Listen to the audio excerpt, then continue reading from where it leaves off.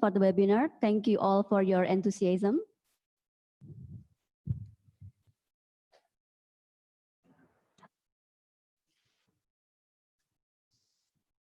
Distinguished speakers, participants, ladies and gentlemen, very good afternoon for all of us. First of all, allow us to extend a very warm welcome to everyone joining us today at ICC's webinar on direction and approaches for merger control in Indonesia. And we hope that you will find the program to be fruitful and engaging. The webinar aims to provide understanding about the development of merger and acquisition in Indonesia, gathering input and information related to the benefit and consequences of the pre-notification system, and lastly, to obtain input and information regarding the urgency of implementing a fast-track merger and acquisition agenda. And today we will have panel discussion with notable speakers from ICC, practitioners, and also experts from Taiwan, with moderator Mr. Desminur, ICC's Head of Public Relations and Cooperation Bureau. And to mark the beginning of today's webinar, I would like to invite Commissioner of ICC, Mr. Kodrat Wibowo, PhD, to deliver his keynote speech. Mr. Kodrat Wibowo has served as Commissioner of ICC since 2018, and despite his busy schedule, as a Commissioner of ICC, Mr. Kodrat Wibowo is also an active lecturer and researcher at Pajajaran University. He also has various experiences as economist, both in academic and business. Please, Commissioner Kodrat Wibowo, the time is yours.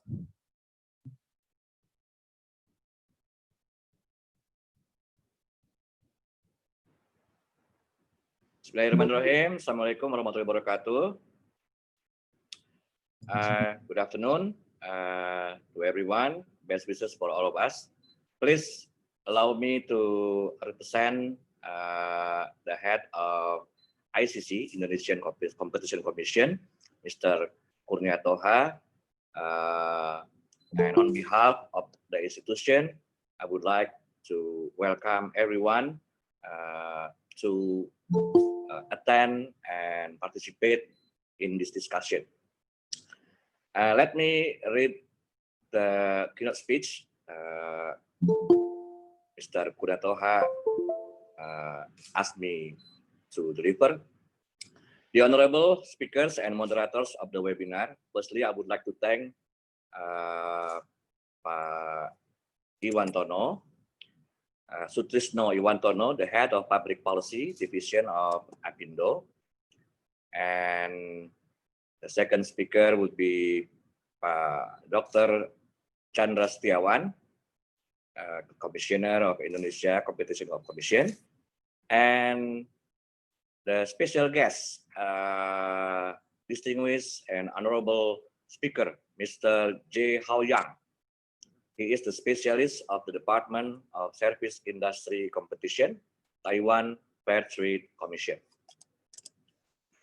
Of course, I will not forget the honorable ladies and gentlemen, participants of this webinar this afternoon. Thank you to each and every one of you for being here with us today. Before we get started the discussion, I would like to express my sincere appreciation to all of you who generously help us make this event come together to become a success, especially to all the speakers who have taken spend some time for this webinar this afternoon. The speaker in this webinar, of course, they are all highly competent people.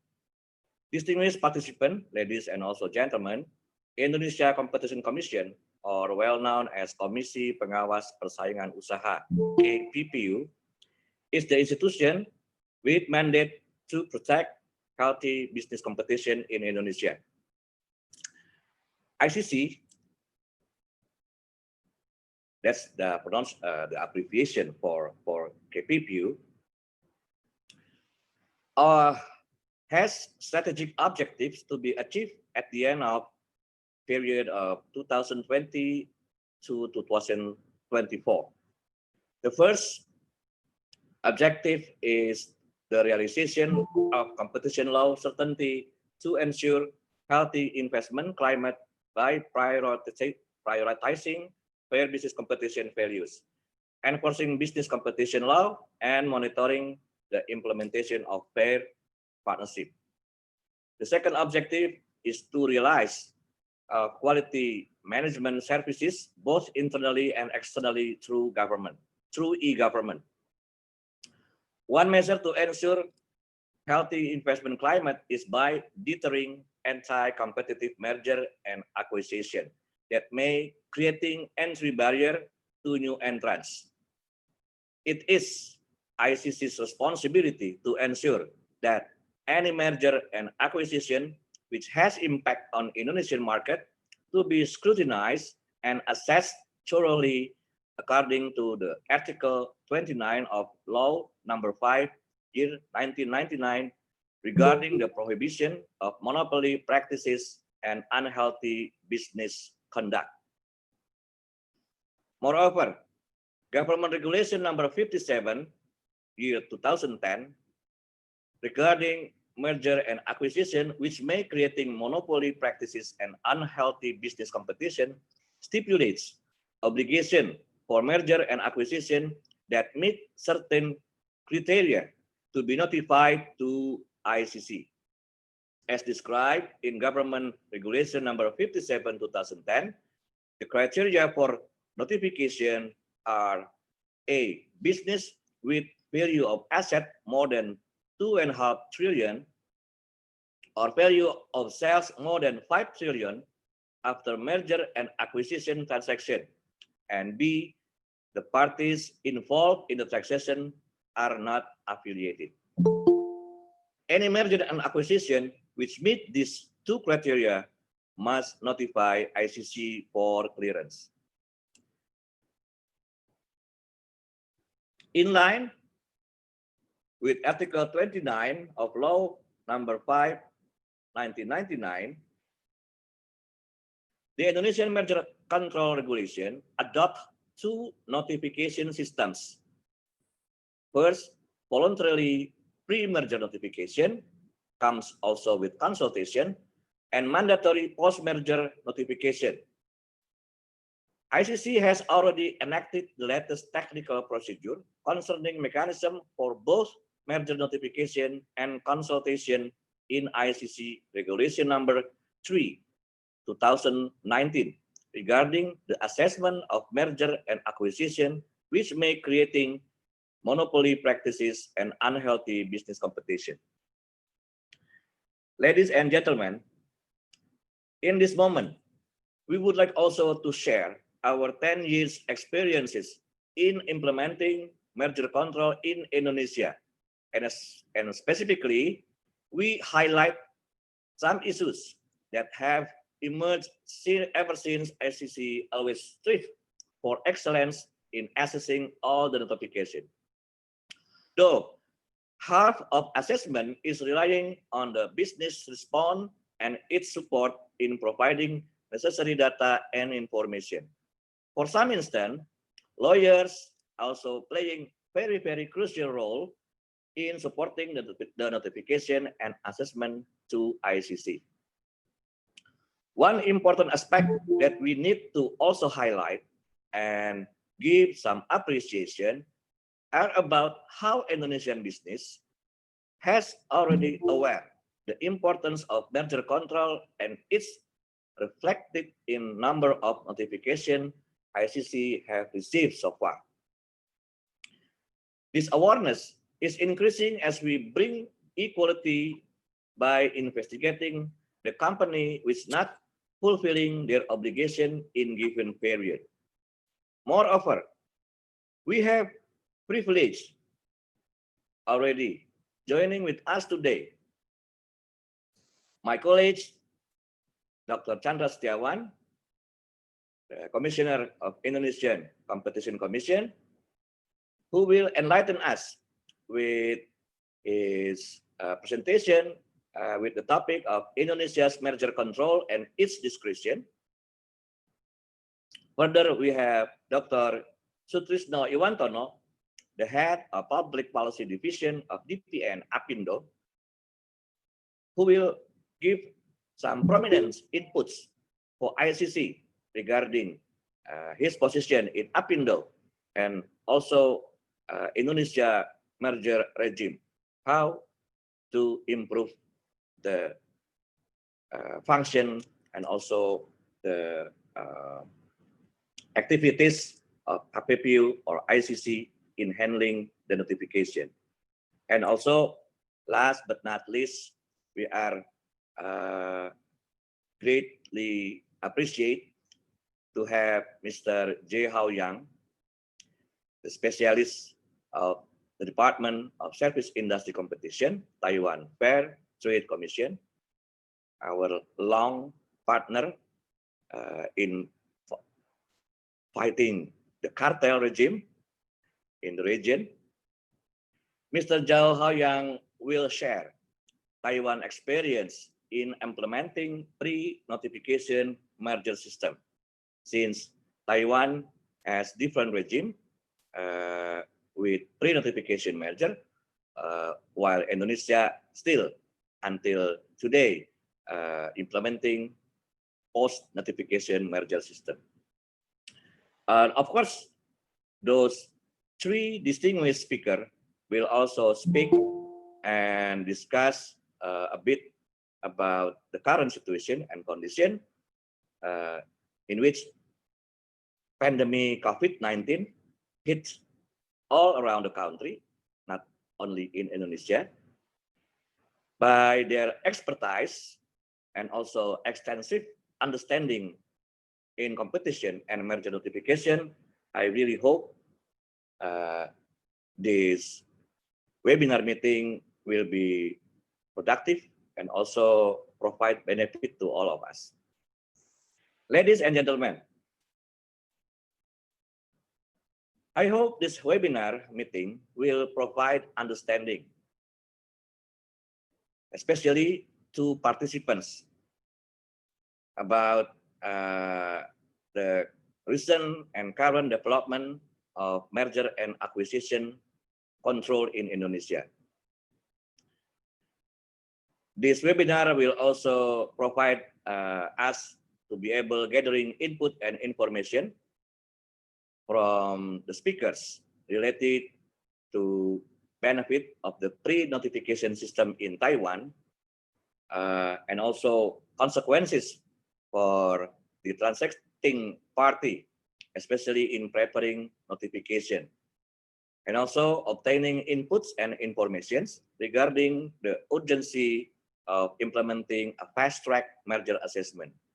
Again, I would like to remind all participants of this meeting, ICC has been trying and spend many efforts as stated by many institutions, both locally and also internationally, to revise or to make amendment of our law. The current law is number 5, 1999.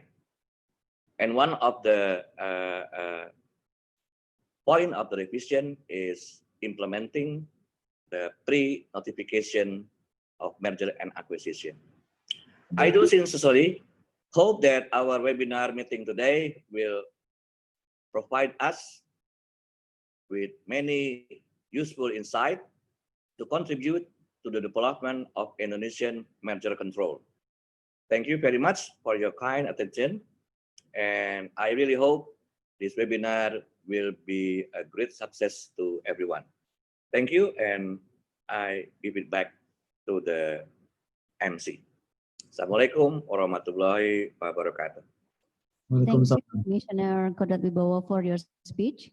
Distinguished speakers, ladies and gentlemen, we are now entering panel discussion session that will be hosted by ICC's Head of Public Relations and Cooperation Bureau, Mr. Deswin Nur. Mr. Deswin Nur has been working for ICC since 2003, and prior to his appointment as Head of PR and Cooperation Bureau, Mr. Deswin was assigned as the Director of Merger in 2008 and 2009. Please, Mr. Deswin, the time is yours. Thank you. So, thank you, Kodat, for your speech. Now let's start our panel discussion for today. But for those who just joining us, welcome.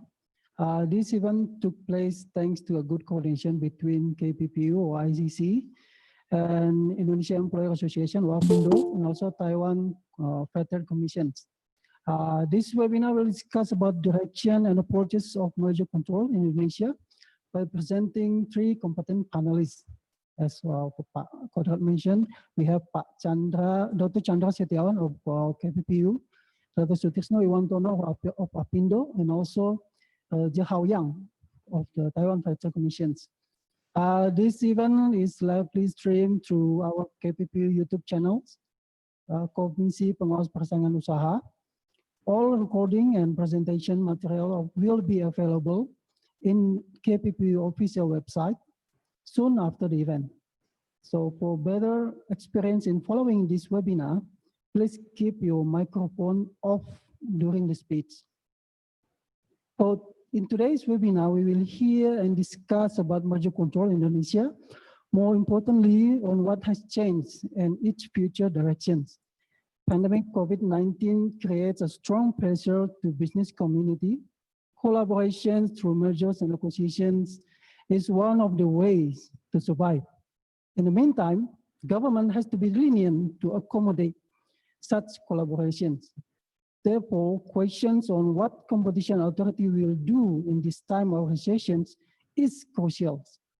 Is the existing approaches sufficient, or do we need to change our merger regime? And what competition authorities should do to help the business to survive? So to discuss it, we have a line of competent speaker in merger and acquisitions.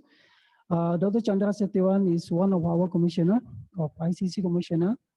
This is his second term at the commissions.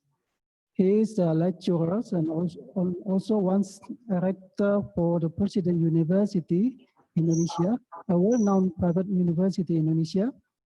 He gained his doctoral in education management from Jakarta State University and in finance from the University Putra Malaysia.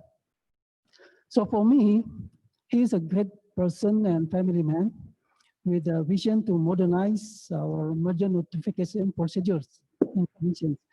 You can read more about his personal life in KPP magazine, who just released last week. And then next we have Pak Sutrisno Iwantono, PhD, who currently lead Public Policy Division for Indonesia Employers Association, or APindo. He was one of the KPPU commissioner for the first period and chairperson of KPPU in 2003 to 2004. So he owns several companies, become commissioner of several companies. He gains his doctoral in political economics from Okayama University of Japan. So interestingly, he also was the one who interviewed me during my when KPPU back in 2003, early 2003. Apa kabar, Pak? Last but not least, we have Mr. Che Hao Yang, a specialist of the Department of Service Industry Competitions, Taiwan Fair Trade Commissions. He dealt with many investigation in mergers and abuse of dominance cases in complex industries. For information, trade offices of Indonesia and Taiwan has agreed on a memorandum of understanding in the promotion of competition in early 2020. Their cooperation has become a bridge for KPPU and TFPC to engage more in exchanging information and coordinations among competition agencies. So to all panelists, I kindly invite Dr. Chandra, Dr. Sutrisno, and Mr. Yang to present in this order.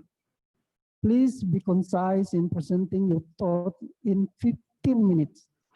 This will give us more time in discussions. I will provide a reminder 3 minutes before the allocated time is end. As for to all participants, we surely love you to hear more from you. So if you have question in mind, please put it in the chat features in our Google Meet, Q&A in Zooms, and comment in YouTube. We will then select and discuss it live in the Q&A sessions. Please note that our event language is English. Kindly write your names, agency, questions, and to whom the question is addressed. So now, without further ado, I invite all panelists to deliver their presentation in that order. Thank you, please, Pak Chandra.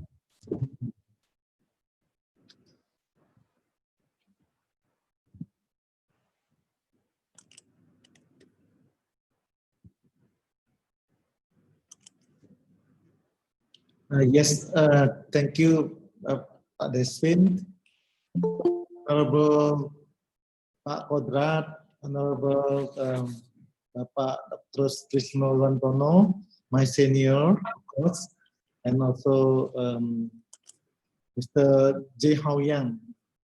Very good afternoon. I'm delighted to have you in this webinar. And may I share my screen first, if possible. Can I share my screen? This is, yeah, the screen. Can I share my screen because this is the still. Okay.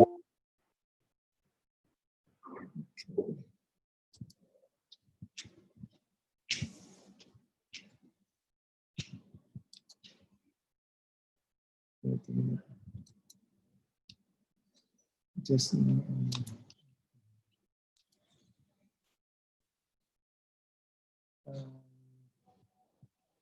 Have you seen my screen? Not yet. Huh? Already? Not yet. Not yet. Wait a minute. What's wrong? I have to share. Wait a minute. I go back first to the.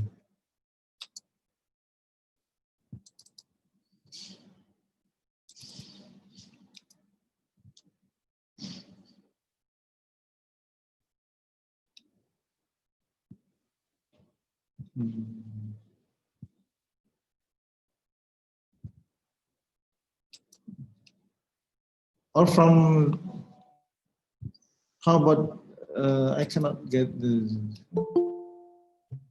So, yeah. so do you want me to? Yeah, okay.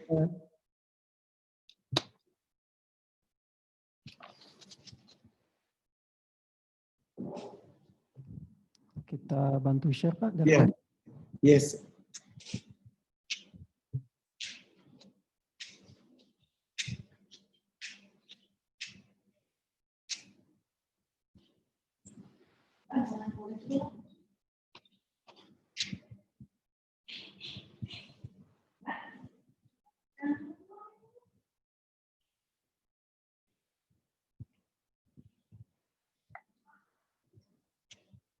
While waiting the slides, in these presentations, I would like to introduce Indonesia major control regime, and also what we have been done for 10 years major controls implementations in Indonesia.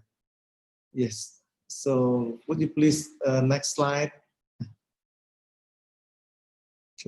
Okay. Next, please. Yes. Next. Yes, this is the outline I already mentioned to you.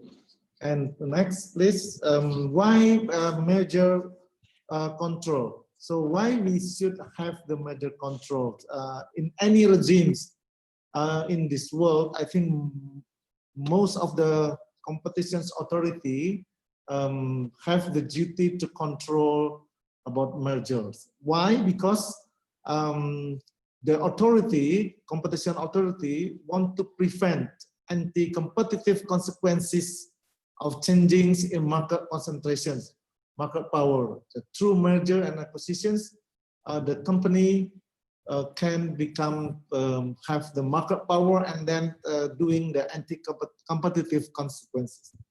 And the second, to ensure that merger and acquisition will increase the efficiencies and furthermore improve the national economy.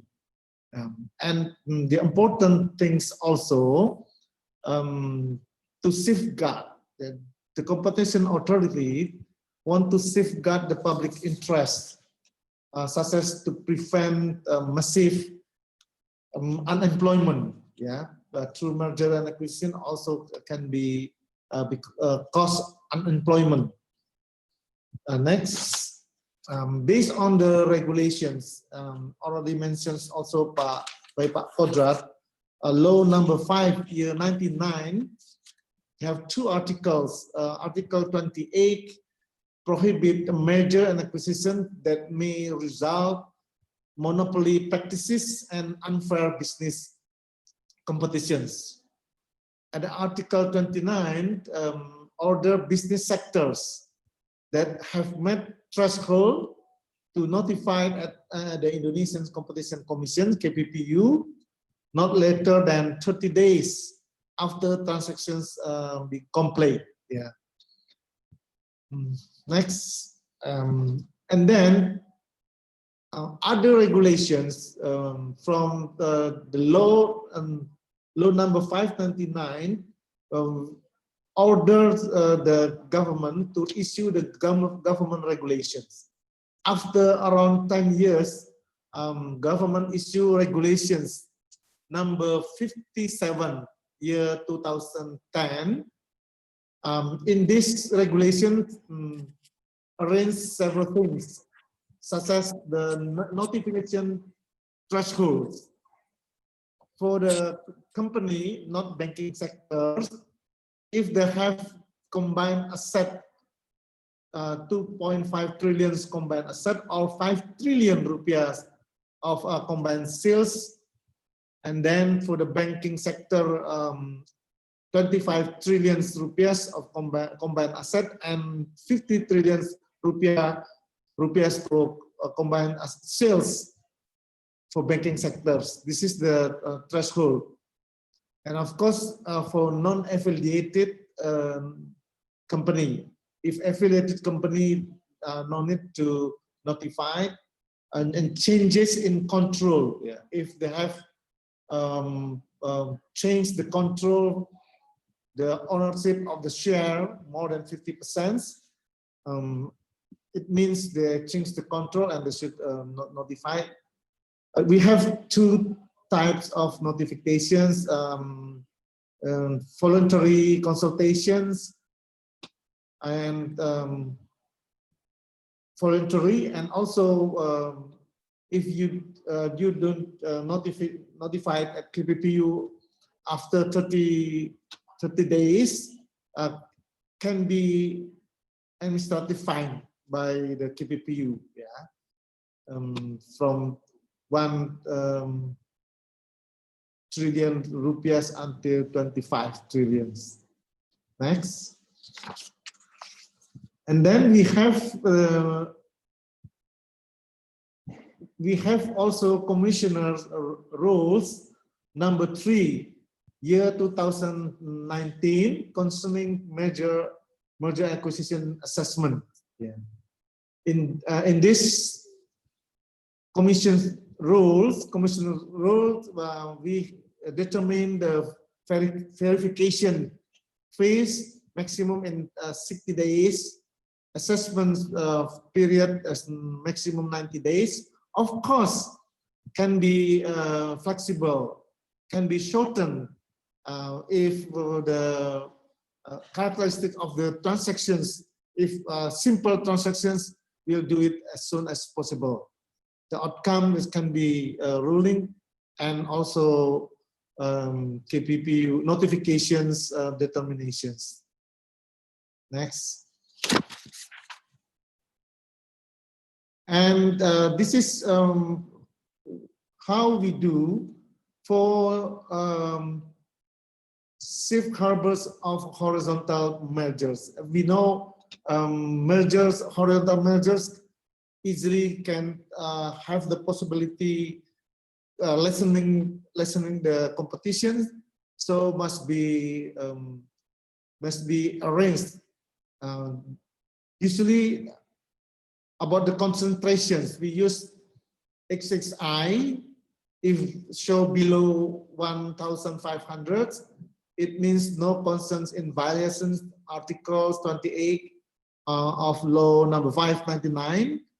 If XXI above 1,500 but below 2,500, and the increase of XXI below 250, there are no concerns of violations article 28 law number 599.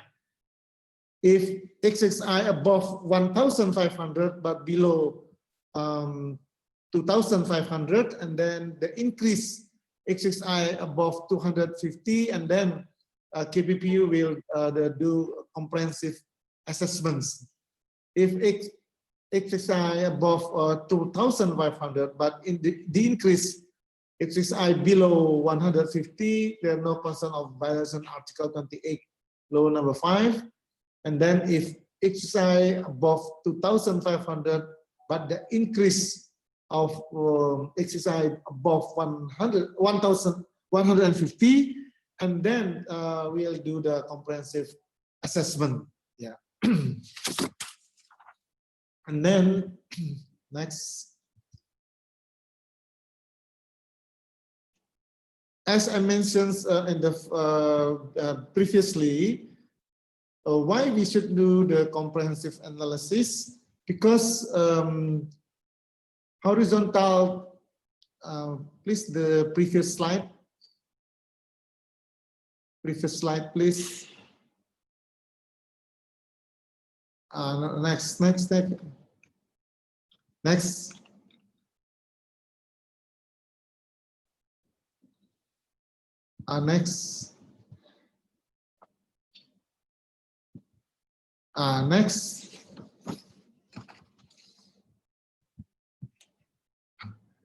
No. Next, it means already I've been mentioned already.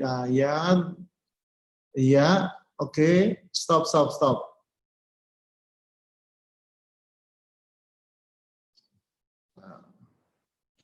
It's actually before the number one. Yeah. Here, entry barrier. Before the entry barrier, wait a minute. I have the slide before.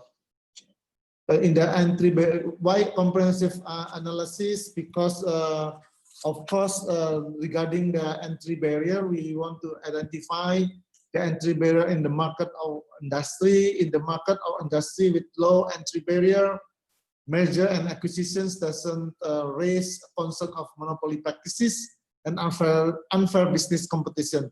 Vice versa, if in the market or industry with high entry barrier, merger and acquisition can raise concern in monopoly practices and unfair business competition from the major parties. Yeah, and then next, another competitive behavior from the result of merger and acquisitions can be unilateral conduct.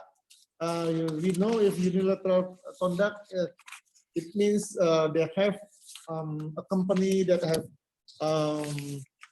dominant positions, and then after the merger, these dominant positions can increase the price, for example, and also other things between the both merger products of the companies, and also can be coordinated conduct. What mean by the coordinated conduct? The merger can increase after post mergers, and then this is by raising the price, because the company become less, the number of the company, and the dominant position of the company can conduct the cartels among them and increase the price. Yeah, market for closure for the vertical mergers, and we also check the efficiency defense. Most of the company that doing the business merger and acquisitions, they have the argument can be made by parties for the efficiencies argument. Yeah, and then the commissioners, we will review the efficiency defense to determine whether the efficiency defense is plausible. Yeah, plausible or not. And then next, yeah, another reasons they use for the merger and acquisition, also bankruptcy defense. And arguments can be made by the parties that show without merger acquisitions, the company will go bankrupt, for example. And the argument will also show that with the company bankrupt, the competitions in the market or industry will be significantly reduced. The commissions will review the bankruptcy defense to determine whether the bankruptcy defense is plausible or not. Next. Yes. And as we mentioned, the regime is post-merger notifications.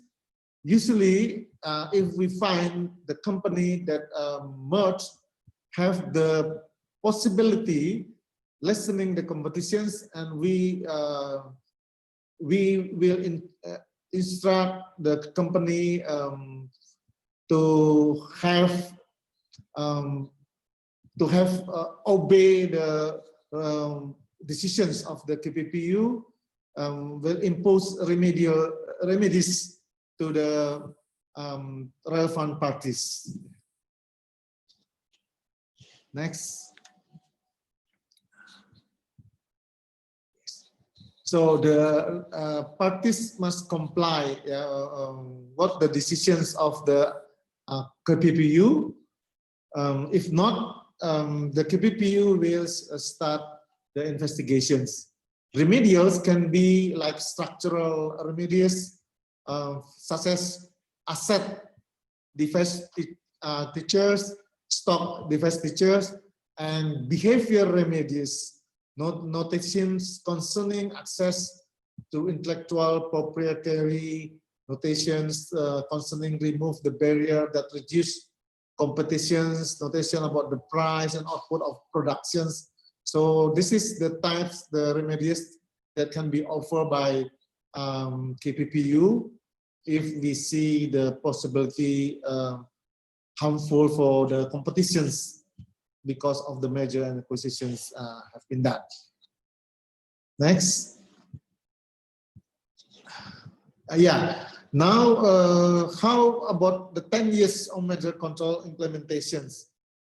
As I mentioned before, based on the regulation 59 2010, it means just 10 years merger control implementations by the KPPU. Next slide. Just to show you, this is the number. If we see from 2010 until 2020,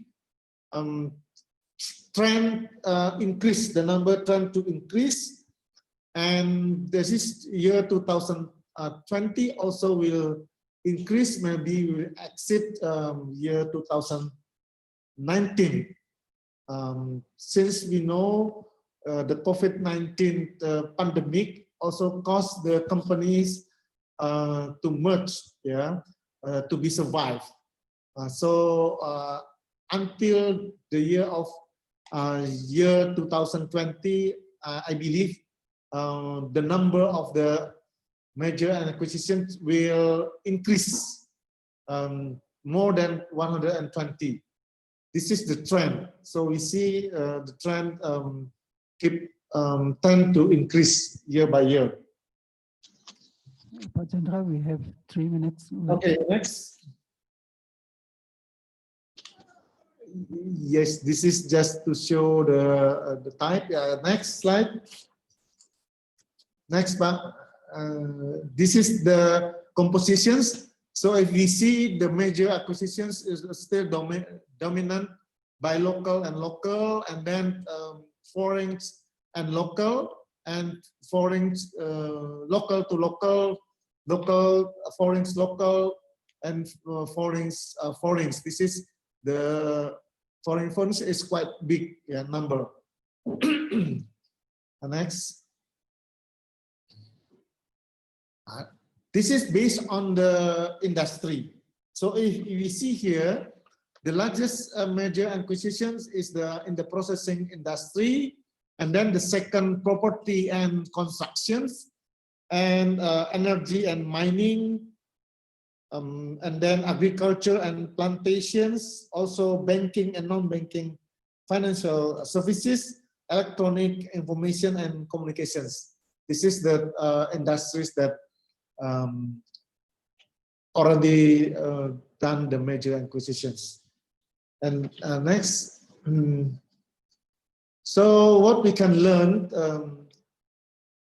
in 10 years, there are many companies are already aware.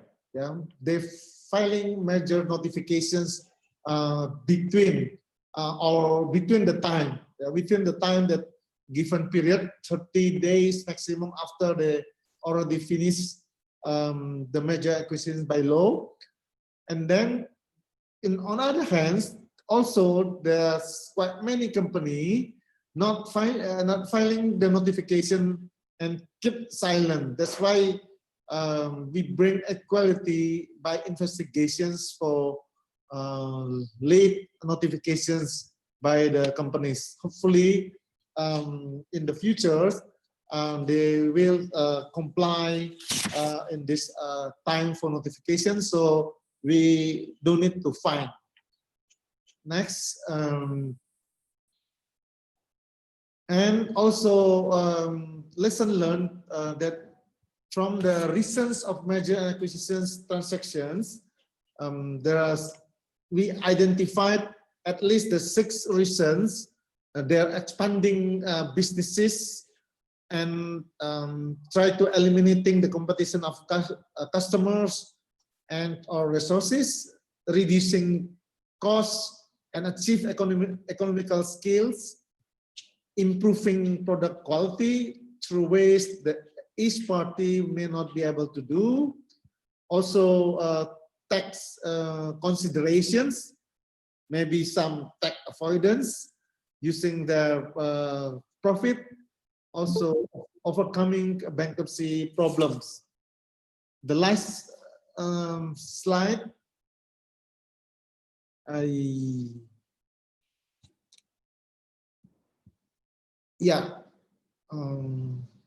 ICC keep developing a measure to make notification simpler.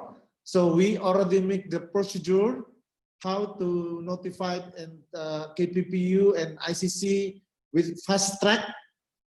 In around 14 days, we will finish it, and then easily for the businesses to get the decisions from KPPU. So we keep improving to serve the businesses. Hopefully, if the regulations, I mean the Act amendment, become the pre-notification regimes, we already ready to serve the businesses. Thank you, Pak Deswin. Thank you, Pak Chandra. We noted how ICC made its assessments, and we also noted that notified M&A transaction is escalating in Indonesia. Most of them are domestic. Awareness of to notify is improving, but what most important is that ICC keeps developing measures to make a better notification system. Thank you, Pak Chandra. Next, we invite Mr. Yuwantono to present. Thank you, Pak Deswin. Good afternoon, ladies and gentlemen, all participants, Pak Kodrat, Pak Chandra Setiawan, and Mr. Yang from Taiwan Fair Trade. Let's, I share my presentation. I'm very sorry because I don't prepare PowerPoint presentation, but I use the Word with highlight. Before, can you see my slide? Yes. Yeah. Okay.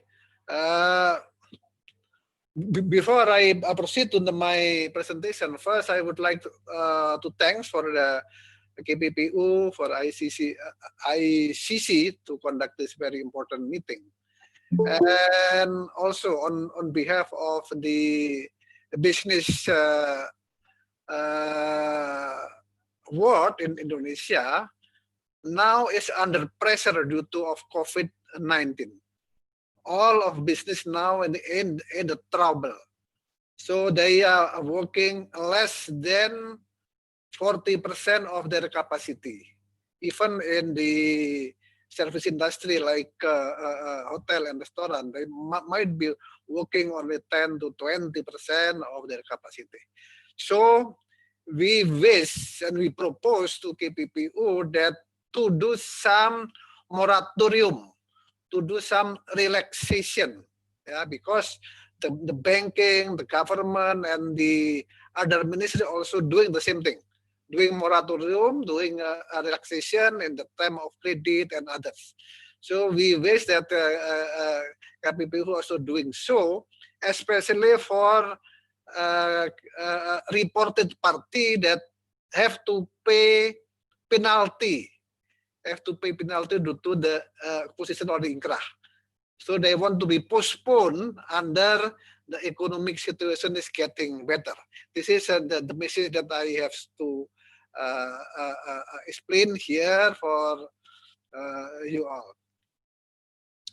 And then let me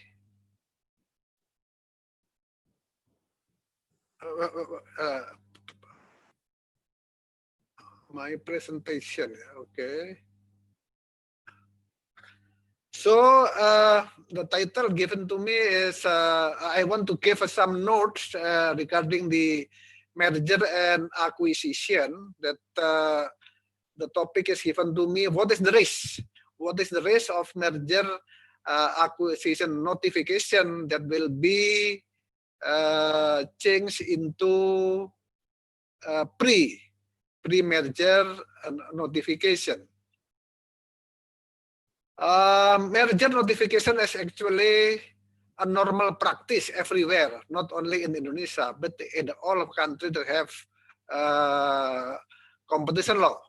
And the objective is quite simple, namely to let uncontrolled economic concentration occurs, which can lead to unfair business competition or anti-competition behavior, or lessen the competition. And what is the basis? I think Pak Chandra, Pak Conduct also already mentioned, that was mentioned in the law number 5/99, on the article 28 and 29, also in the government regulation number 57/2010, and also the ICC regulation number 3/2019. This is all the foundation. What is the objective of this notification? Is actually first to improve efficiency, and then the second is to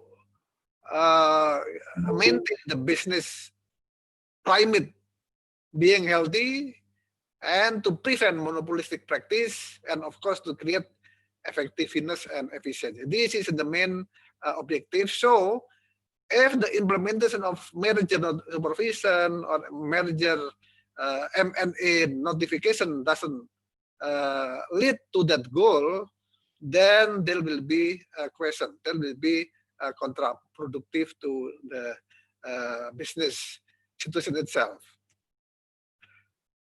And regarding the post-merger and pre-merger notification, in my opinion, is certainly that pre-merger notification is better.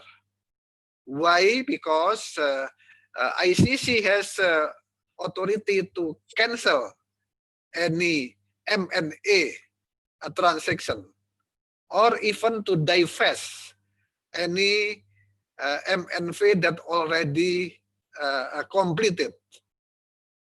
But in the case of post-merger regime, this kind of a task is not easy, because everything already done. The money is already transferred to seller from the buyer. So that's why in case of Indonesia, almost no case KPPU can sell to the merger M&A transaction. That's why the procedure and the notification look and seem like trivial. However, yeah, although we don't have a pre-merger notification, I think KPPU also has what the so-called consultancy forum, which is the content of this activity is exactly the same with M&A assessment. This is the situation. So now I would like to share with you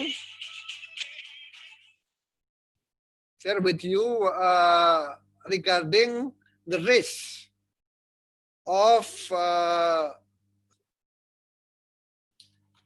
merger, which can be counterproductive to the economy as a whole.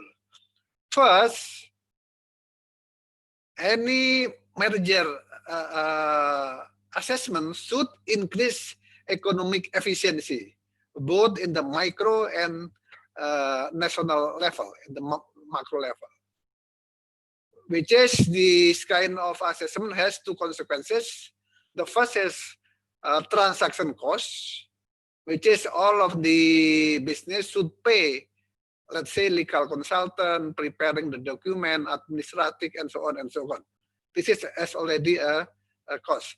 And then the most important one is opportunity cost, because if we spending our time, our energy, and cost to do this kind of procedure, then we lost another opportunity. And this one also will be costly for KPPU, because they also have to spend time and money in doing such assessment. And the second one, yeah, we need what the so-called legal uncertainty. We need legal certainty instead of legal uncertainty due to the transaction cost. That in terms of time, sometimes is very unpredictable schedule. Yeah.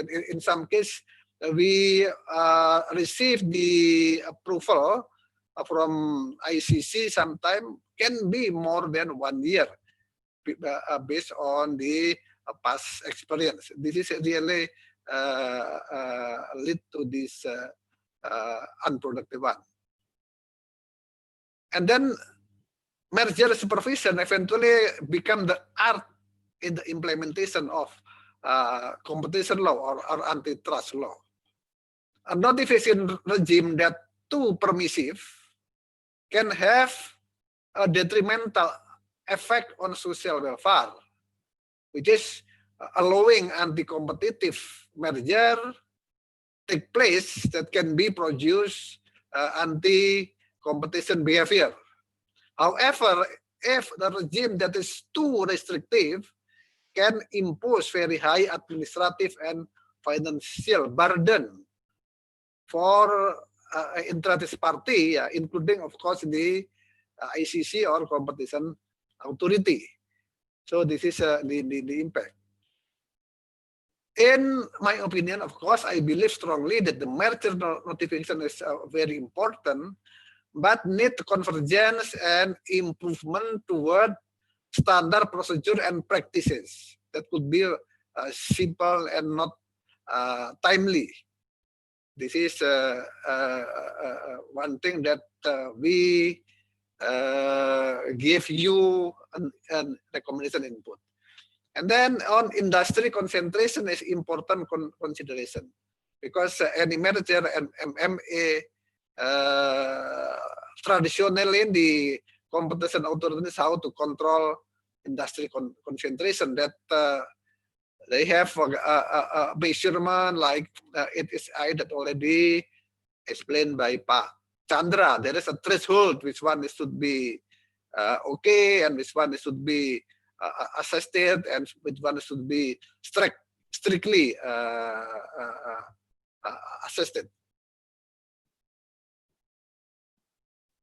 But you know, because if we will calculate the concentration, they require data on market that create uncertainty. In general, business actors do not know the market share, because you know each other is compete each other, then they are very, very strict for the confidentiality of a competitor market share. But in the form, usually KPPU also always asking the market share, because without market share you cannot calculate its I. What is also clear that if we know the market share of our competitor, then sometimes KPPU also have a suspicion. Suspicion of what? Suspicion of cartel, because they will prejudice that there is a communication among the competitor to exchange the data and so on. And most of the time, communication is being used as evidence in the process of investigation by ICC. Furthermore, if the measurement must take into account the market share, we have to know the concept of relevant market. Without relevant market, any task conducted by any competition institution cannot be done, because the relevant market is the basic to understand how big is dominant position, market share, and so on. But you know, in many cases, there is always misunderstanding of the definition of market, relevant market, especially when we define product market or geographical market. This always become the conflicting between KPPU and the reported party, or even the lawyer itself. This is the thing that sometimes, and most of the time, there is no clear cut on how to define market share and also relevant market. And then the seventh thing is asset value. Yeah, that we have a threshold on turnover or the asset that already mentioned by Pak Chandra and Pak Jagat before. The problem if you calculated the so-called ultimate business entity, badan usaha tertinggi, which is sometimes the calculation is so big, but the transaction is quite small and not related to the others. This means that there is no there is no concentration, because it's too small. Too small because the DA is only a part of the group as a whole. So the process will be bothersome in this case. And then what happens if threshold is quite big, but the company only make acquisition for small company. Let's say the threshold already 2.5 trillion rupiah, but they buy very small company, let's say 10 billion rupiah. So nothing to do with the concentration, and there is no also increase in HSI. Even the delta might be less than 10, might be less than 50, let's say like this. So there is no incident of concentration or anti-competitive behavior. This also, but we have to do, because KPP will say, oh, how to know that you are small without we doing some investigation or some examination. This is a kind of thing that sometimes also just wasting time to do that. And that's why we always, instead of the group and the threshold, better if we look into detail to the product or industry being transacted. So then can be very fair on that point. And then the 10 that we want to recommend to you all also, the notification procedure should be clarity, simple, and essential features. So then the people will know whether they have to do to notice or not to KPPU. And then the 11 is time and process must be efficient and reasonable. Too long time of the transaction process, too long time of the assessment process will be a problem for us, because in general, the negotiation process, due diligence, price quote, and other always limited by time. So if we deal with the buyer and seller, always have a purchase agreement that the time is so limited. If we already offer on this time, and then KPPU ICC still don't give any recommendation, then by automatically the transaction will be cancelled. So in the serikat will be counterproductive for economic as a whole. And then the 12 is also risky of the case of multi-filing, because if we do M&A, we have to report to many agencies in Indonesia. So if one agency become a problem, then we cannot we cannot continue to the next filing to the other agency. And then also transparency and fairness procedure are two important principles that the process must be transparent. Sometimes complaint from from the business, from the lawyer, that the same case, but because of delay in reporting to KPPU, they find in a different magnitude of the penalty itself. And then the 14th is confidentiality should be applied and with a very strong discipline, because information, business information is the very important for us, yeah, and we cannot release it to the other company, especially a competitor. So that's why we request also all information is only requested when absolutely necessary, not only just collecting the information that actually is not relevant. So that's why we need that the information should be related only to merger analysis. And 15, the last one, yeah. I just want to, I think you already know about that the global cooperation among the competition authorities very important. Yeah, then you can exchange of experience and learn each other in order to have a best practice on how to implement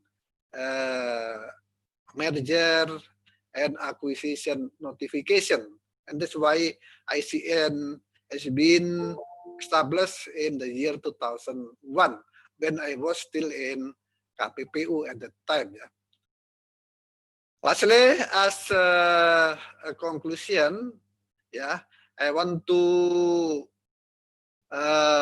return back to the objective of the law. Yeah, that have to promote efficiency, and then also to promote business climate, which must be fair and competitive, and also, of course, to prevent for monopolistic practices or as unfair business competition, and must promote efficiency for the national economy.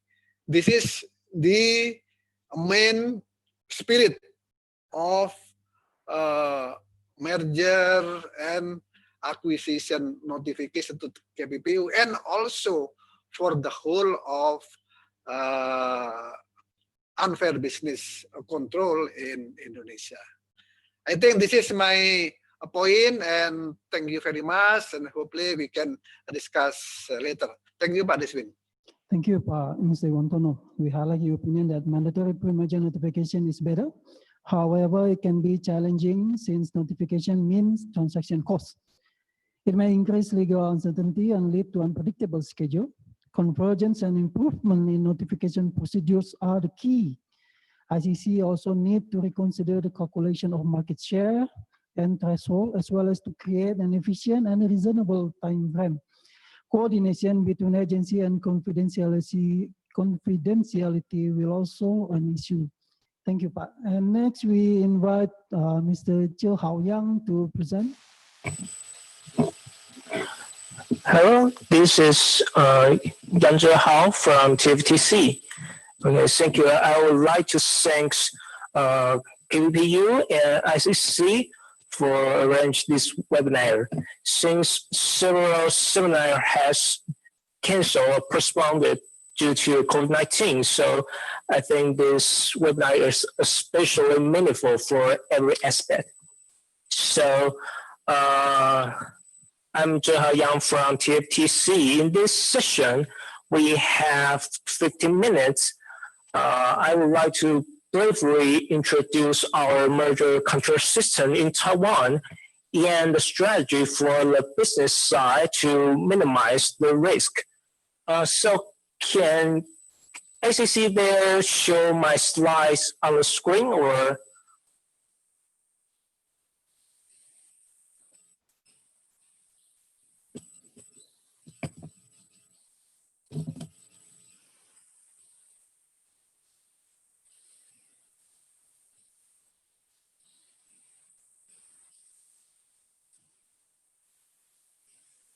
Okay, thank you.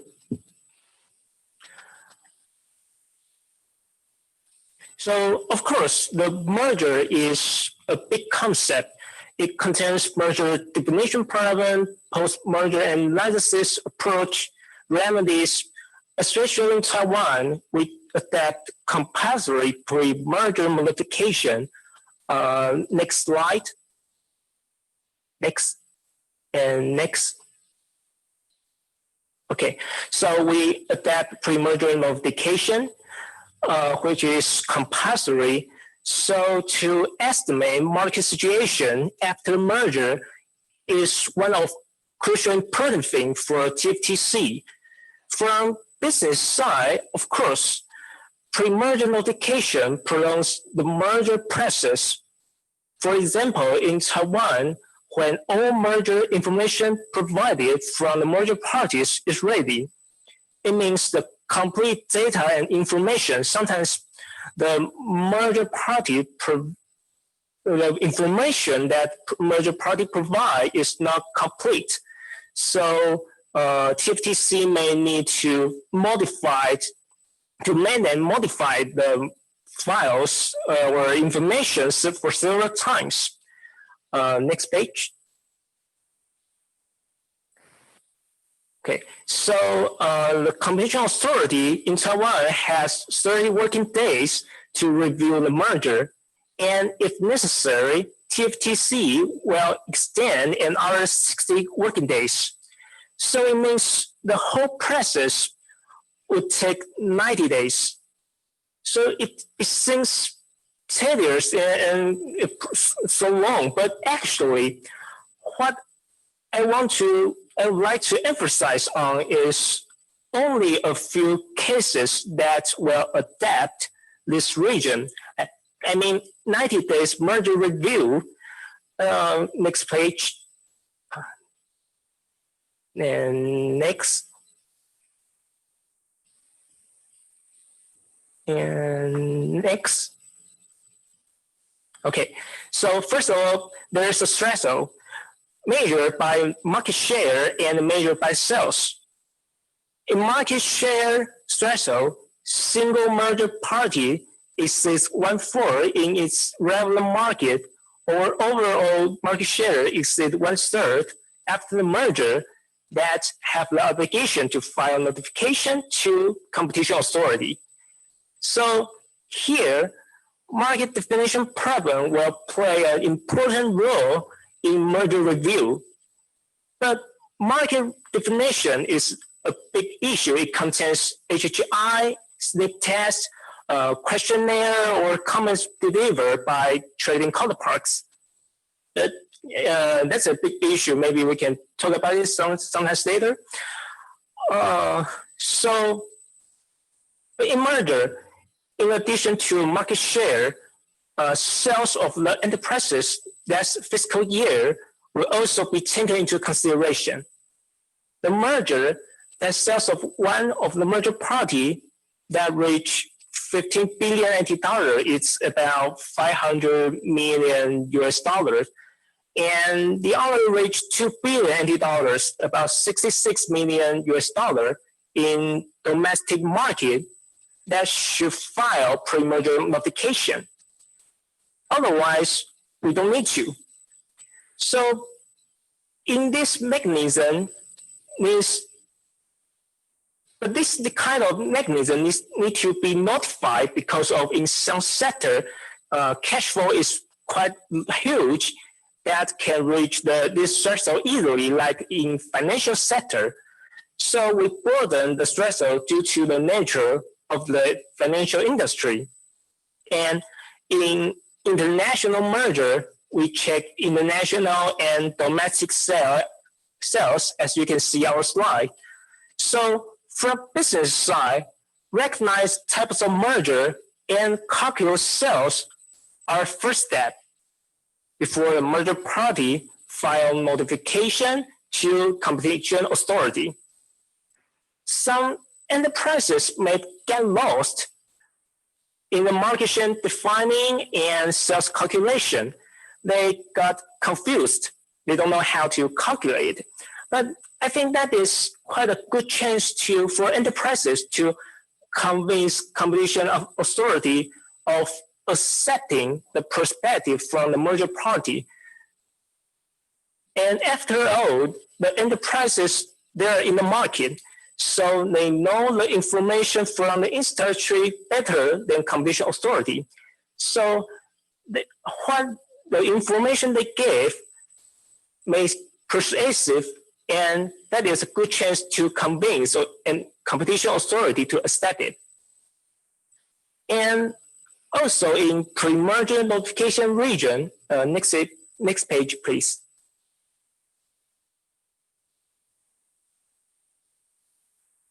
Yes, okay, thank you. There's some extensions such as merger between headquarters and subsidiaries and merger between two subsidiaries. Or enterprises this part of business or assets to a new company. So in such situation, merger parties have no necessary to file notification to competition authority before the merger also. So in Taiwan, when we reviewing a merger case, we focus on different factors in accordance of different types of merger. Take horizontal merger, for example. Next page, please. Next page. Okay. So we review unilateral effect, which includes changes of market concentration, market share of the merger party, and so on. And also the coordinate effect. Next page. Yes, and we consider numbers of players, capacity, barrier to entry, and transparency, and so on. So also we review unilateral effect, coordinate effect, and next page, barrier to entry. Yeah, barrier to entry and current value power. So in horizontal merger, we measure, we can seek to predict the merger condition after the merger complete by such unilateral effect, and we measure it by this index. And there's also other factors that we should consider in vertical merger, like next page. Okay, and we consider the opportunity for competitors to choose the traded counterparts in post-merger market, like in vertical merger. So there's some different index and that we concern in different types of merger. So like next page, and also in conglomerate merger, there's other factors that we consider about. So theoretically, merger always enhance efficiency, no matter horizontal or vertical. Therefore, when competition authority prohibit the merger, anti-competition concern is required. For TFTC, we may measure next page. Yes, we measure economic benefits after the merger and competition restraint caused by the merger. Simultaneously, remedy is adapted to prevent competition restraint that we're concerned about. In other words, even if the merger case and the competition concern is huge, we may still not prohibit it, but correct the market competition by the use of the remedy. So it means the merger case that prohibited by TFTC, the majorities have highly anti-competition concern and which cannot be eliminated or controlled by the remedies. Next page. Okay, so that is when TFTC make a clearance, we compare the competition restraint and economic benefits. And also we consider about if we add remedy in it, whether the competition restraint and economic benefit which outweighs. So the procedure we mentioned above is the regular procedure. For some merger case, in some condition, next page, please. We use simplified procedure to enhance the efficiency. We assume economic benefits outweigh the competition restraint in this simplified merger. Next page, please. Okay, so there are some index that which can apply simplified procedure. Therefore, the competition authority need not, in these simplified cases, need not complicate, analyze to figure out whether the benefits and which is the restraint. We assume benefit outweighs. So competition authority can make a clearance very quickly and easily. In fact, in TFTC, short review period in simplified merger is common and possible. I mean, in previous, we say the first step, we have 30 working days. So, but in the simplified merger, maybe sometimes we can use just 20 days or 15 days to complete the merger. Okay, the next page. Okay, so in simplified merge procedure, we measure it in accordance with different types of merger also. And so for business side, I think how to minimize the risk. My suggestion, next page, please. Next. Yes, thank you.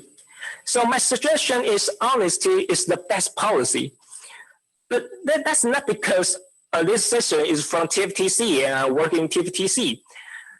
The reason is the more accurate the information is, the faster the merger clearance made.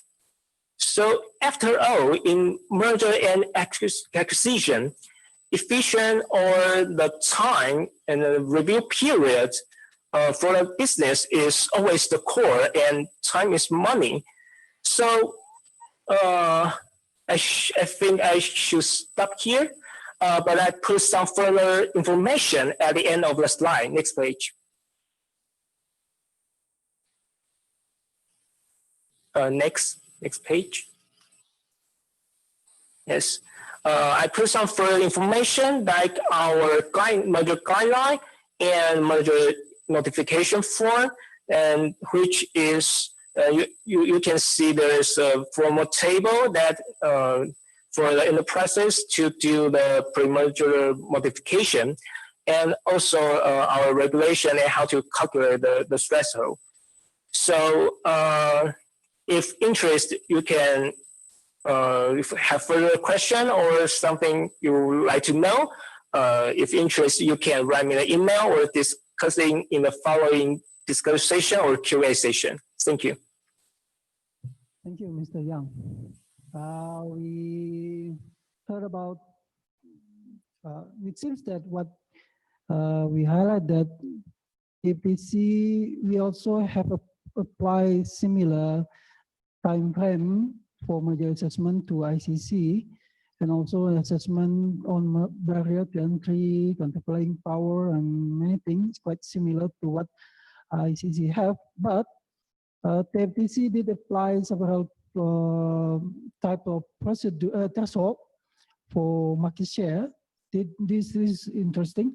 And also public interest test consider more important factor to provide clearance. We noted your simplified procedures, like applying low aggregate market share. And we also totally agree on your last statement. Commerce is the best policy, because if the business don't provide us with good document, honest report, you cannot do a comprehensive research. Thank you, Mr. Yang. I think that's the presentation that we have for from all panelists. But before we start to our discussion, Q&A discussion, I would like to invite some comment from panelists about each other's statement. For example, to Mr. Chandra, what do you think about Mr. Iwantono inputs for changes in to pre-merger system? Well, as mentioned, Pak Iwantono mentioned about several recommendations on how to get a good pre-merger notification. So what do you think about it? Pak Deswin, thank you. Pak Iwantono already give the input, feedback, but I want to clarify several things. In our work now, we already have also the simple mergers notifications that only need 14 days, Pak Iwantono. So 14 days, as long as they provide the informations. And we already classified that they only need to submit simple informations from the company. So we will have shown, and then we can do it very fast, maximum 14 days. So hopefully this is very important to be understood, that now we give the opportunity to the companies if they registered, I mean, if they are notified, and we classified as the simple notifications, and then very fast. And then about the fine, KPPU never used the law, the regulations, for example, Regulation 57 2010, 1 day is 1 trillion rupiah, and 25 trillion baht. And then we, because this is rule of reasons, so because of rule of reasons, and then the fine difference. So we see case by case. And then many of the companies recently just being fined the lowest, just 1 trillion, although they already late more than 100 days, for example. So just case by case. And we already make the system in the Department of Merger and Acquisitions in KPPU with modern IT, and then also soon to be accredited by ISO, and then so we know that we should improve, and then we are ready to serve the businesses as soon as possible. So that's, I should mention something about the presentation of Pak Iwantono. But anyway, thank you so much for the feedback for KPPU. Thank you, Pak Chandra. As for Pak Iwantono, what the FTC approach in some ways. They put some idea on several types of threshold. They have market share, combination of market share, percentage, amount, and such. So do you think this is also a good example for ICC or Indonesia? Is there Yes, the approach as the Pak Iwantono mentions, any combinations approach, we also use the proxy, but the information, we know how difficult the businesses got the informations, especially for the market share. And then that's why we proxy also in calculations the market share not only based on sales, we based on capacity sometimes, capacity, the production side. And then as long as we know the structures now it's not too difficult to find the structures of the industries. So we know the company capacity, productions, and then we can proxy the company about the size of the company. So we can conclude the positions of the company in the market. Yeah, any comment? Yeah, kan. Okay, thank you Pak Chandra. Yeah, if 14 days is very happy for me to hear about that. If you can complete the assessment for 14 days. But the problem is sometimes you will not start the calculation of period unless all of the data is completed. So sometimes this also come back, also take time. So maybe this one is I think you need more socialization on how to educate people. So one time they come into KPPU is already complete and not be refused by KPPU. Oh no, this is not complete, and we cannot start the argometer. Yeah. The argometer, because you will start 14 days is everything is okay, something like that. So I think this one. But 14 days, I think we are happy because based on the past experience, yeah, post merger, sometimes even 1 year we don't receive any result of the assessment. Although at the end you issue also and no problem at all. That's why we change. Yeah. But you know, during one year, we always stress what happened with my transaction, because there is no what they call, there is no certainty. And then regarding the proxy, I think this is also a way of the solution. Yeah. But because you asking in the form you always asking what is your market share, what is it? So then people getting stressed on how to find this data, and actually we cannot find.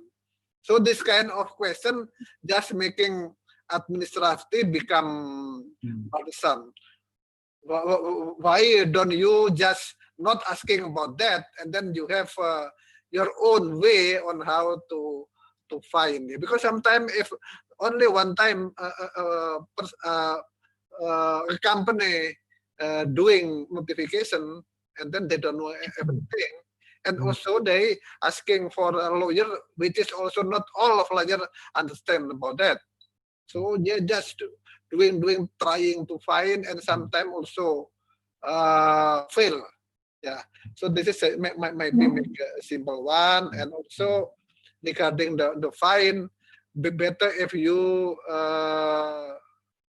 what we call, you explain to the public that's why this is different, because of what over this kind, just to make everything become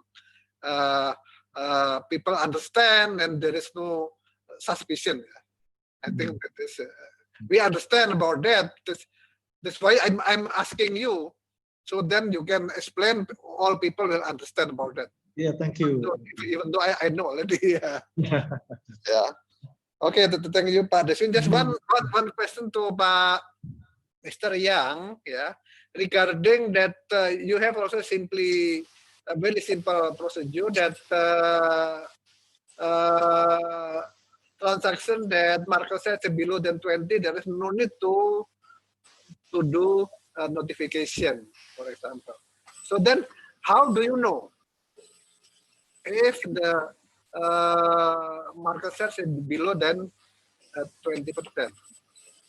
Because as I mentioned before, in case of Indonesia, because the threshold is 2.5 trillion rupiah, and then Yes. for any transaction, even though very small and nothing to do with anti-monopoly, anti-competitive behavior, but they have to report, they have to notify to KPPU. Because maybe KPPU is so simple. How do we know that you are not anti-competitive if we don't check, if we don't examine you? So maybe this is a one. I think the better. The simpler, the better. Thank you. Yes, I think that is an interesting question because for no matter from the business side or TFTC, the market definition is always a big issue. No matter from business side, before you file a notification to the TFTC, you have to calculate the market share or your sales to estimate if you apply simplified procedure or the general procedure or not. So in the cases in Taiwan, some enterprises file a notification to a TC and mention they are simplified procedure. But however, after our merger review, and we regard it as a general procedure, so that could be happen. But I think that is sometimes where we should. Sometimes the enterprises, they always claim their product has very there's many substitutions and there's many other products that can replace with. So they sometimes burden the market.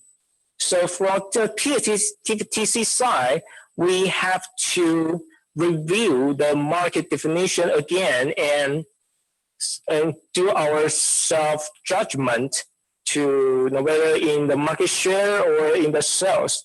So from the business side, I think the best way is to cooperate with the competition authority and to provide the accurate data. And that is what, after all, that is what competition authority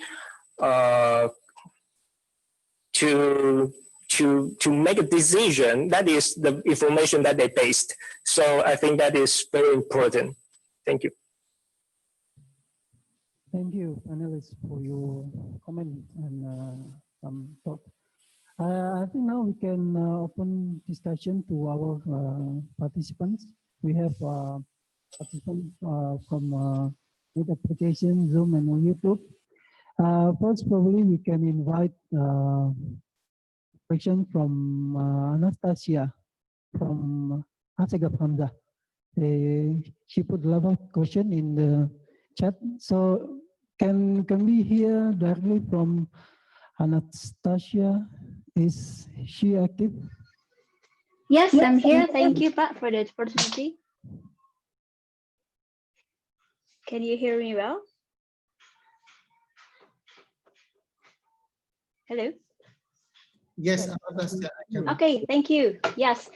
Dear panelists, thank you very much for the session. It is very great to see everything is having the concern for the merger control.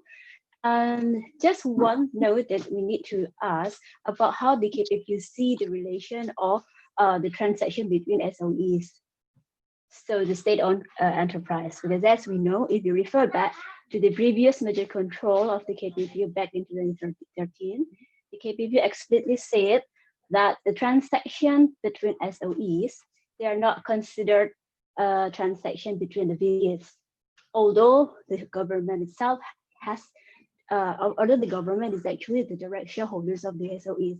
However, as referring to the Temasek case, the KPPU says that the government is not an undertaking, and thus they cannot be considered as the parties or the undertaking having control of those SOEs. So therefore, the transaction between SOEs previously was not taken care as transaction between the VDS. However, as you all know, in October 2019, the KPPU has issued another merger control, which also include the asset transaction right now. But in that particular regulation, the KPPU exclude or they did not mention anything about how they will treat the transaction between SOEs. So it is, we are actually wondering how the KPPU will see or treat under the current merger control rules on any transaction between SOEs. Will they be seen as a transaction between affiliates, or on the contrary, as a transaction between non-affiliates? Because as we know, it will also it will have another trickle-down effect as when the KPPU sees or enforce the competition law in other aspect of the competition law. For example, if we are talking about cartel or the cooperation between the competition or between the competitors, then they will see the SOEs that are competing, so the competing SOEs, any cooperation between the competing SOEs will not be considered as collaborative or cooperation between competitors. So meaning they cannot be held or seen as doing any cartel. That's another example. And the other example is if they are considered as transactions between affiliates, then all of the transactions between the SOEs, they do not need to be notified to the KPPU.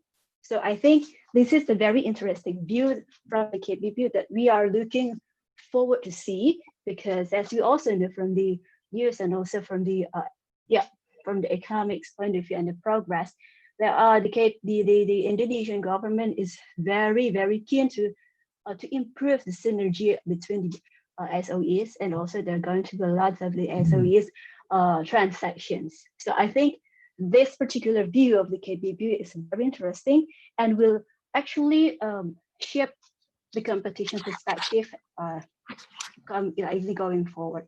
I think it's a simple question from me. Thank you for the opportunity, Pak, and also everyone. So the question is related to affiliation with SOE transaction as an affiliations. So I think this can be addressed to Pak Chandra and also Mr. Yang, because we also, I think, need to hear in Taiwan how they treat transaction between SOE. Okay, thank you, Chair. I don't know the case exactly about the SOE's transition, but I think so is there any more details about these cases in KPPU or something? I think Chandra can answer first, so that probably Mr. Yang can hear about what happened in Indonesia. Yeah, but I think no matter what kind of cases is, every cases will adapt the same standard. So maybe if they fulfill the condition that we mentioned, like simplified procedure or general procedure, that we will go into through the budget review, and we also to similar unilateral effects or coordinate effects. So I think that is the same story also in Indonesia. Chandra, do you want to reply to Anastasia's question? Yeah. Can I? Yes. Yeah. This is very interesting question from Anastasia. Thank you. You know, in the law number 599, we have the exemptions articles. Yeah, exemptions article like article 51. So if the merger and acquisitions between SOAs that is instructed, let's say instructed by law, they have by law regulations that determine the merger acquisitions between the SOEs, it means the exemptions. So that this is the first answers. If the SOEs is not SOEs with the sister company, for example, sometimes it's not really, although the SOE have the share, but sometimes the company actually is not, we cannot consider the company as the SOEs, although they have the share. In this case, if they don't have any instructions by law, but the SOEs acquisitions did the acquisitions with the company, the sister company, let's say, of the other SOEs, and they have different relevant market, and of course they should notify. For example, the asset, if buying the asset more than 2.5 trillion rupiahs, and then they should notify to KPPU. So as long as the merger and acquisitions fulfill the exemptions, the Article 51, so then the SOEs doesn't need to notify to KPPU. Answer your questions, Anastasia? Oh, thank you. But some interesting question, if I may ask. That is, if we see the transaction between the SOEs and also maybe like the subsidiaries of the SOEs, and we can see, or maybe we can tell that there are actually transaction between affiliates. But what we say here is directly between the SOE and the SOE, another SOE. So simply whether they are considered as affiliates, because we understand as well that some transactions between affiliates, they cannot, or they are not entitled to be further legalized by the issuance of the government regulation, for example. So, so the determination of the KPPO of whether the transaction will consider the affiliation transaction, it will help lots of transactions to become clear of whether they are going to be notified to the KPPO or not. But your answer is really, really appreciated. Anastasia, if we see about the merger acquisitions, as mentioned also by Wantono, we are talking about the market relevant market. Yeah.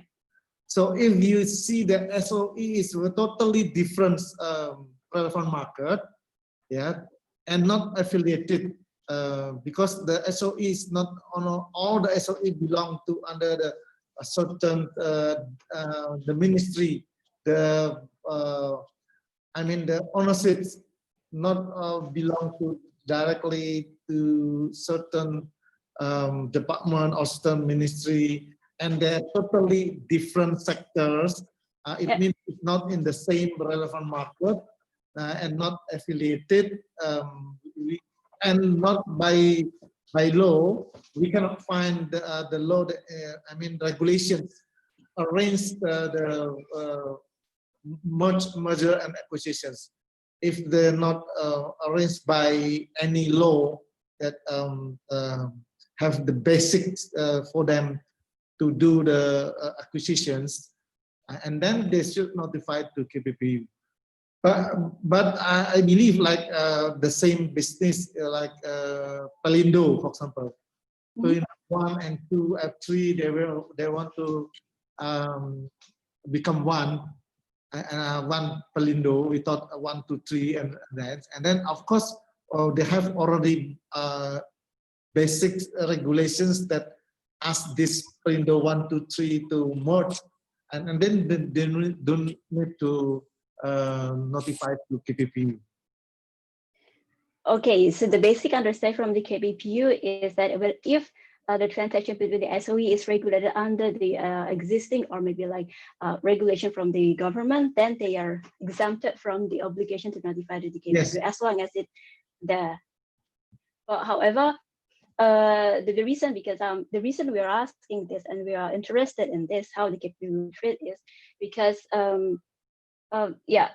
for the reason that I mentioned earlier, if the between the SOEs are fees and every transaction or every cooperation between them cannot be considered as cartel or any collaboration or cooperation between competitors. That's the reason as well. But thank you for the Pak Iwan. Can I keep comment? Yeah, but the term of absented because of regulation, because of law, this must be clear. Because this is not only for merger and acquisition. Article 51 is for any kind of practices that is instructed by law should be exempted. But what is the definition of regulated by law? Because in this regard, sometimes in the case, so many cases that not clear. Yeah, for example, in the case of livestock, because there is instruction by Director General, but it cannot be considered as regulation, for example. This must be clear. So because many people still do not understand about that. Yeah, many businessmen. So maybe KPPU can issue another clarification, another legal basis to have that. This is one point that I want to respond. And then the second one is, how do you know that the product is not in the same relevant market? The product is not same, so that's why no need to notify. This is just the same with if one company has already above the threshold, already above the 2.5 trillion rupiah, and then they do acquisition for small company. And actually there is nothing to do with concentration because it's quite small.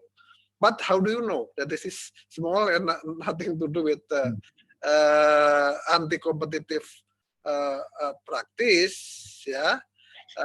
And later on, then you will say, hey, you did the acquisition, but you don't notify the KPPU. Then I will fine you. this kind of problem also, the business people become stressed about this kind. So this must be make clear. So in my opinion, if, for example, if there is no significant market concentration that tend to be anti-competitive behavior, then let them to go. The decision to make simple, then economic also will going smoothly. But on how to formulate this is another seminar to discuss about that. Yeah? But I want to mention, sorry, I have to answer about the law that exemptions based on Article 51. We will work based on the law number 12 year 2011, Pak Iwantono. In this, it's very clear because based on the basic constitutional law, is the number one is based on constitution law, and then MPR, law, act, undang-undang. What number, Pak? Law number what? Law number 12, year 2011. That is about the hierarchy of the law in Indonesia. So as long as you mentioned, the letter of the Director General is not included in that hierarchy of law.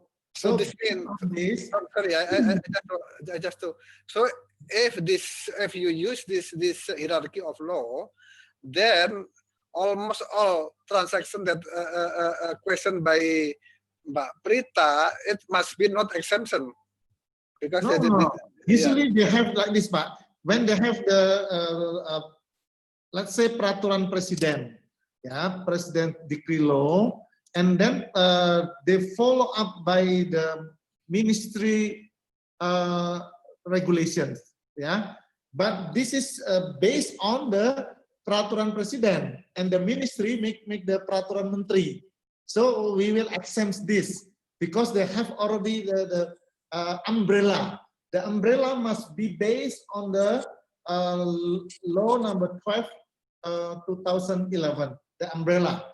So the minister issue the minister regulation must based on the upper law, such as the peraturan presiden, peraturan pemerintah, and undang-undang also act. That is the how we see, Pak. That's so it's very clear. So I think we would like to hear from TFTC. Please, short answer. Transaction between state-owned enterprises, do they need to be notified to TFTC or not?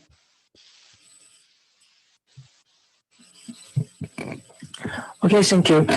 What I want to mention is sometimes for enterprises, market definition is always the most difficult part to file an application to TFTC. And to best of my knowledge, some enterprises will set the agreement from TFTC as one of the conditions that fulfill the transaction. So sometimes we enterprises in Taiwan, they get familiar with the notification system. So they all know that they should file a notification before the merge, and also add the agreement from TFTC as one of their transaction condition. So I think the pre-merger notification is not that hard for enterprises to fulfill, and they can estimate the sales or the market share before they apply. And even if there is something wrong in their calculation, the competition authorities still have some. We need a communication with the enterprises and to modify the information. And there's no complete information at the first times. They always have second times and third times. So I think that is not to worry about. Thank you. Thank you, Mr. Yang. Next, we move to next question from Corinne Hill. Is Corinne still there? Hi, yes. Hi, yeah. Thank you very much. Hi, Justin, Leslie. Thank you very much for this very, very informative presentations. I would just ask a very simple question from the perspective of a practitioner. And I suppose with in line with Pak Iwatono's observations on market information gathering and the difficulty there is for the parties to obtain competitor information, to what extent can KPPU require information from non-filing third parties? And does the KPPU use any information gathering powers to better understand the markets, given the limitations that the filing parties may have in obtaining information? Yes, definitely yes, Corinne too. Yeah, we use as long as we can get the informations, sources informations, not directly to the party that notified at KPPU. We also invite panels, expert panel. We invite the associations. We use the secondary data from the, of course, like from BPS is the statistical agency in Indonesia, from the bank, central bank, and other sources, as long as valid, and other research institution too, to complete the information, so we can assess with objectives. That's brilliant. Thank you very much. Thank you, Pak. Thank you. Yeah, next I want to read some questions from Zoom applications. Sandeep Ershal asked a question that they want a statement. So do you think we have an urgent circumstances to amend merger control regulations?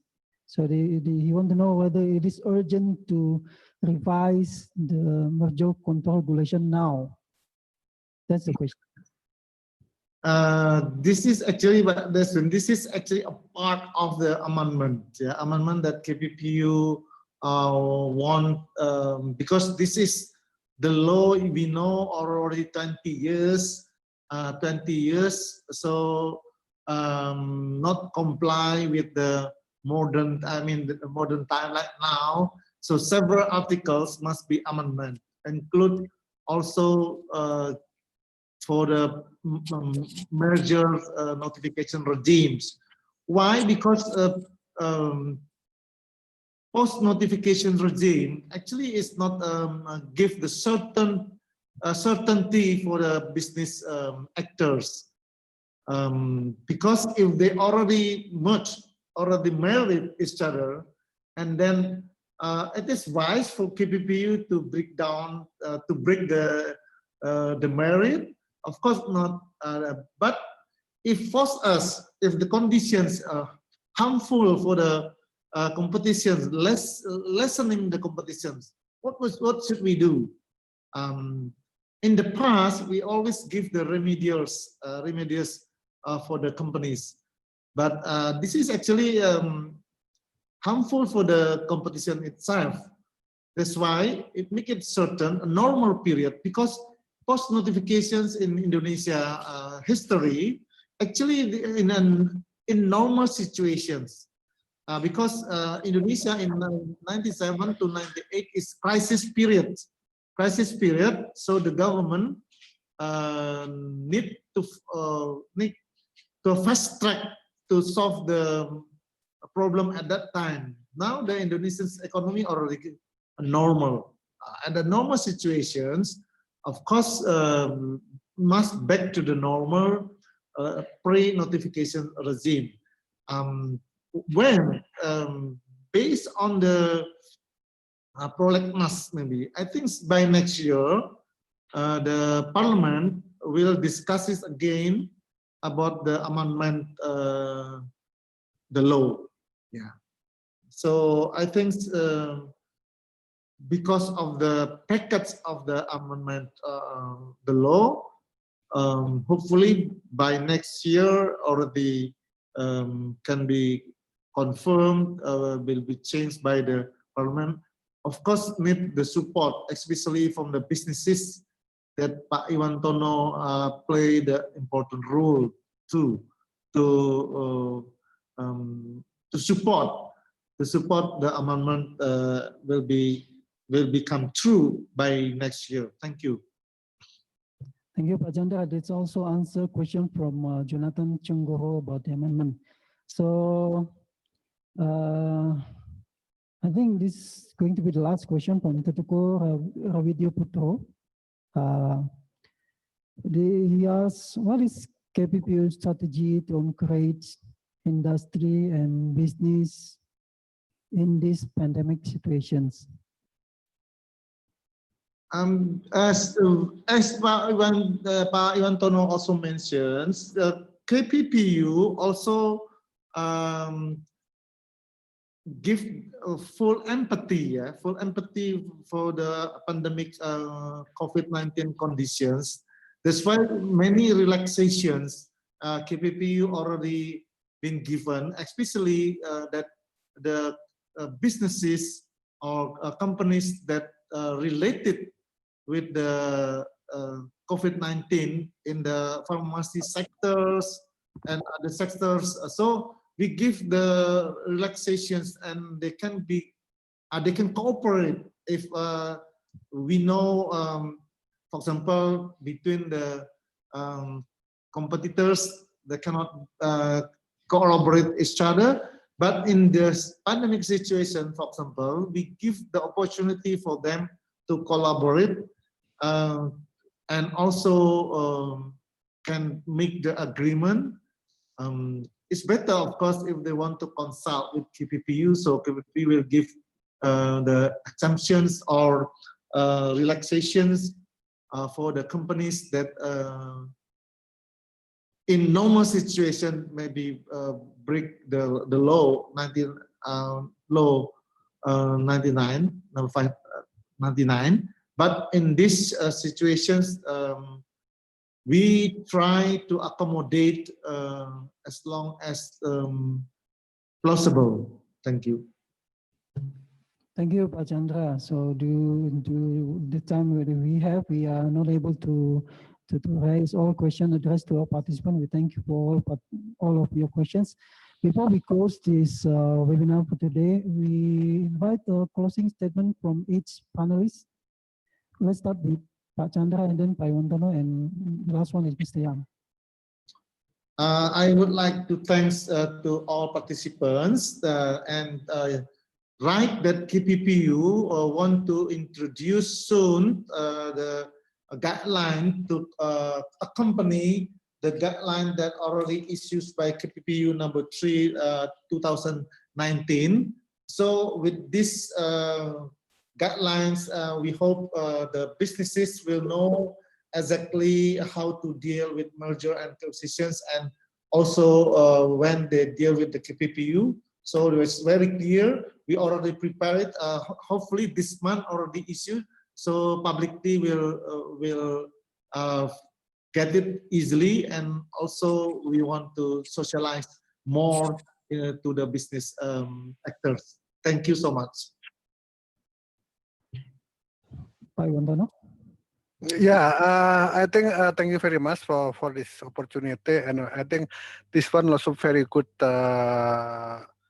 event, so everybody can understand what KPPU mind. Yeah.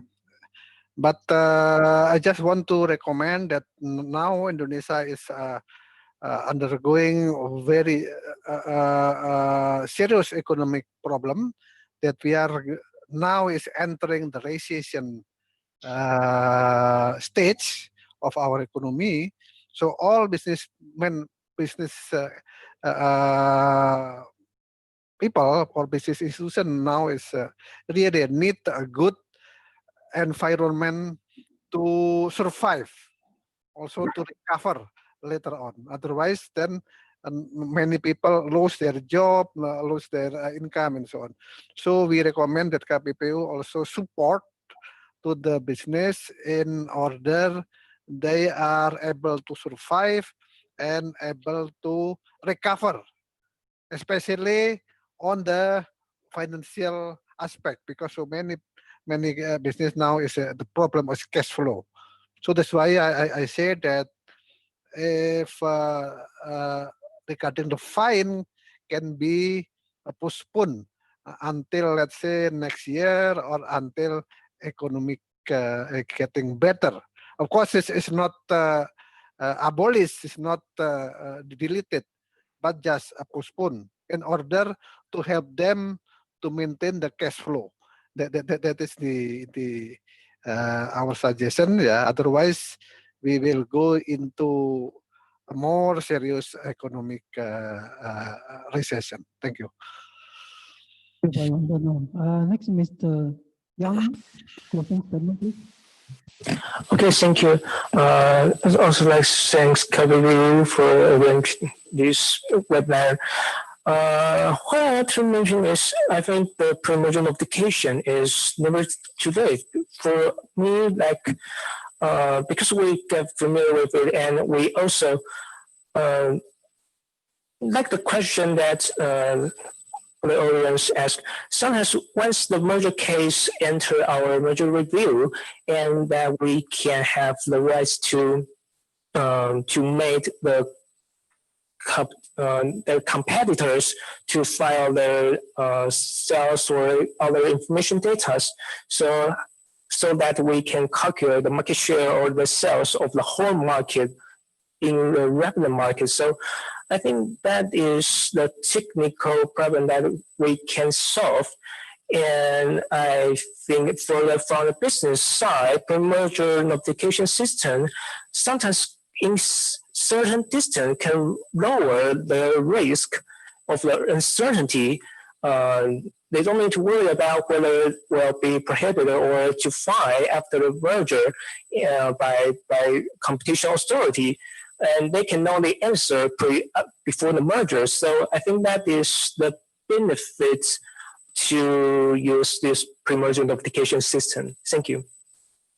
So thank you, Mr. Yang. So that concludes our today's webinar. So allow me on behalf of Indonesia Competition Commission and everyone to thank the panelists for their great contribution and insight. Thank you, Opa.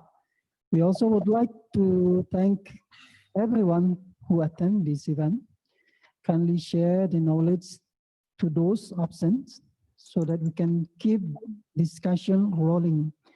So please remember that the recorded version of this event will be available in KPPU YouTube channels, and the materials will be soon available in KPPU website, Indonesian website, under submenu publikasi and aktivitas.